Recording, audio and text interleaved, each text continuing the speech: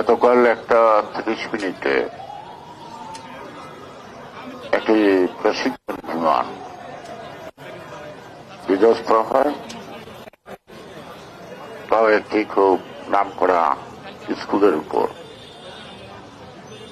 আমরা এতক্ষণ জনাব রিজভী আহমেদের কাছে বর্ণনা শুনলাম।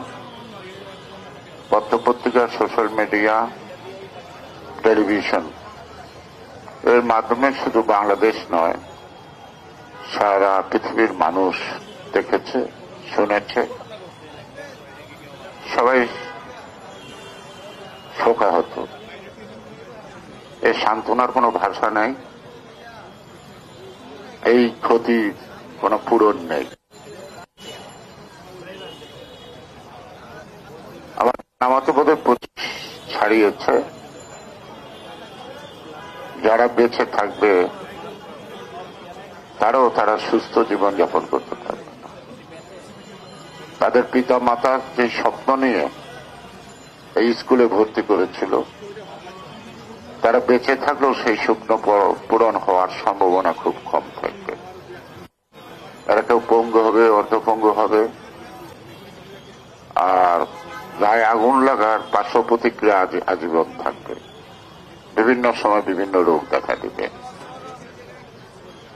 যারা হারিয়ে গেল মায়ের কোল থেকে, তাদের একটা রঙিন স্বপ্ন ছিল জীবন গড়বে।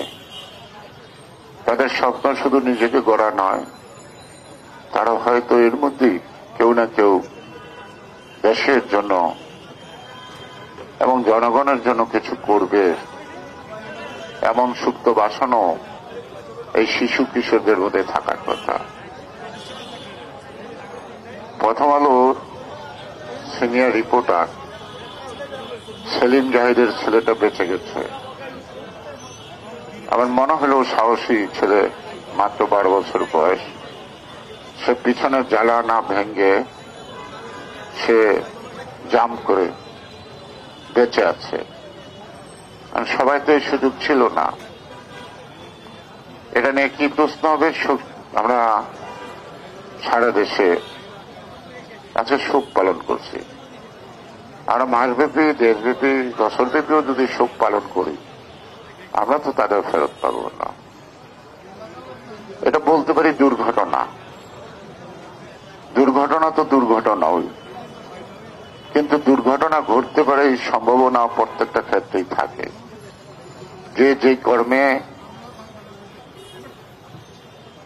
কাজ শুরু করে সে তার আগে অনেকগুলো তাকে ভাবতে হয়। আমার প্রশ্ন হল যে একটা প্রশিক্ষক বিমান, তাও ফাইটার বিমান, সেই প্রশিক্ষণ এমন একটা জনাকীর্ণ শহরের উপরে হয় কিনা।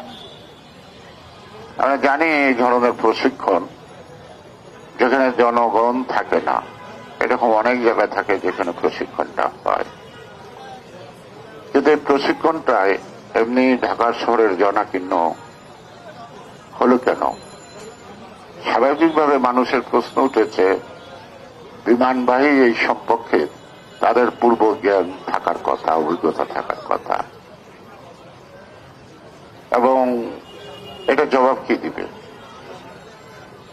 এটা আপনি কি জবাব দিবেন? আমাদের দেশে বছর বছর যুদ্ধ না হোক, সেনাবাহিনীর একটা মহড়া হয়, সেটাও আমরা জানি অনেক দূরাঞ্চলে হয়।